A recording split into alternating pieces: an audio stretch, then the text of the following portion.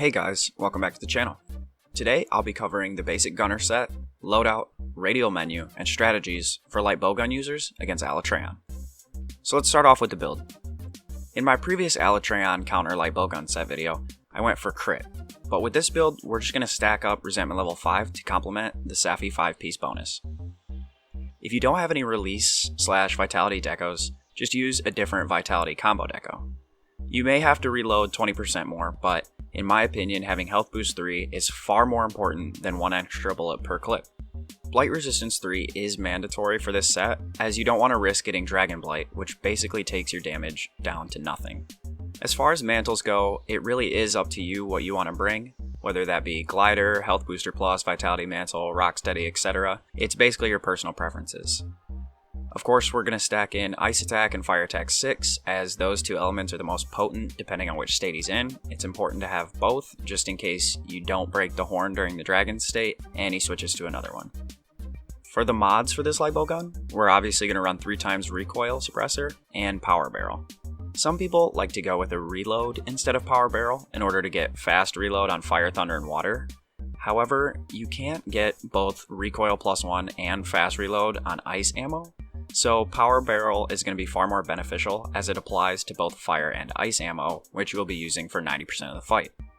The other 10% will be using the Dragon ammo on its head during knockdowns in his Dragon state in order to try and break the horns. TLDR, use Power Barrel, it's going to be far more damage than fast reload anyway. If you don't have the Alatreon light bowgun, the Luna Basil light bowgun is second best.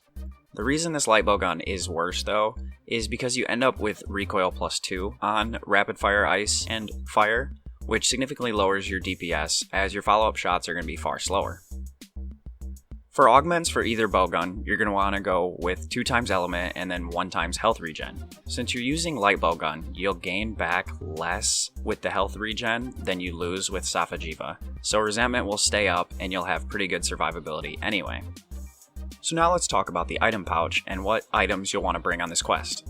Obviously, you're going to want to bring your basic healing such as Mega, Max, and Ancient Potions, as well as Astera Jerky, and your attack up items such as Demon Drug, Demon Powder, and Might Seed. You'll also want to bring Fire Herb, Snow Herb, and Dragonfell Berries in order to craft more of your 3 main ammo types, which we'll talk slightly more about that in the radial menu setup.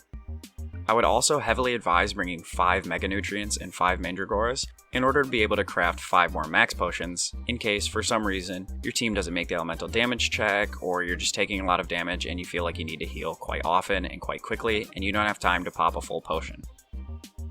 You'll also want to bring all 5 elemental ammos on the small off chance that you somehow run out of Fire, Ice, and Dragon.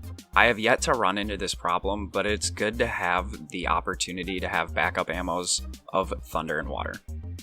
Something that's not mandatory but may help you guys out is having flash pods and flash bugs in order to craft 10 more. Alatreon can be flashed when flying as long as he's not enraged. Of course, he builds up an immunity like every other monsters, but sometimes the knockdown that lasts 2 or 3 seconds is all you really need to try and get some extra damage in.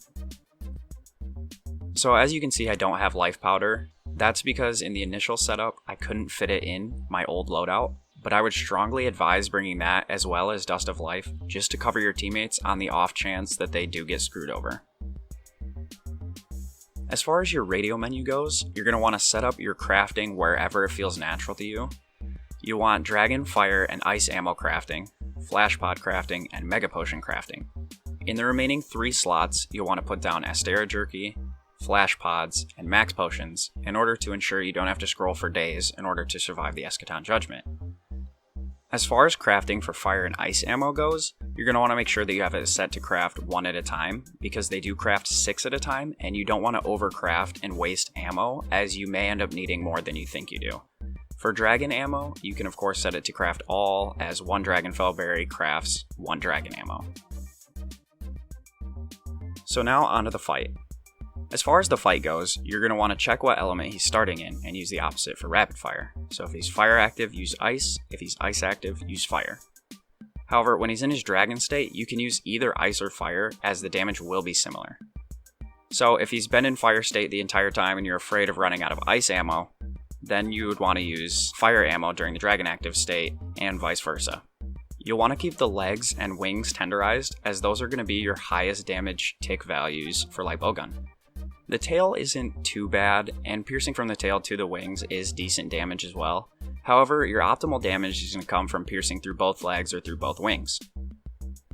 Light bowgun's mobility means that in most cases, you won't even have to roll at all to evade Alatreon's attacks, as the hitboxes for these are rather generous. However, remember, the set we're running does have evade window 4, so even if you do need to roll, you're going to have quite a generous window to do so. When you get the knockdown for weakening his elemental state, you'll want to pierce down the wings from the top of the wings down towards his body, as the wings have a really good elemental hit zone value, and this is your chance to take full advantage of that. If you get it just right, you can pierce from the wings down through the body, down through the legs, which is going to be maximum damage. However, when he's in dragon state, this does change slightly. On knockdowns or other large openings during dragon active state, you'll want to use your rapid fire dragon ammo and aim from the head down through the body. The slow travel speed of the dragon ammo will help deal massive damage to the head and help towards that all-important head break. So during the Eschaton Judgment, you're going to want to get in a health booster if you or a teammate has one. You're going to want to wait a little bit, take some damage, and then pop either an Astera Jerky or a Max Potion, and repeat as necessary until Eschaton Judgment is over. Don't forget that with the loadout I showed, you can craft up to 5 extra Max Potions, so don't be afraid to use them throughout the fight. The health regen as well as the Sophagiva bonus should keep you from carding as long as you play smart and pay attention to your surroundings.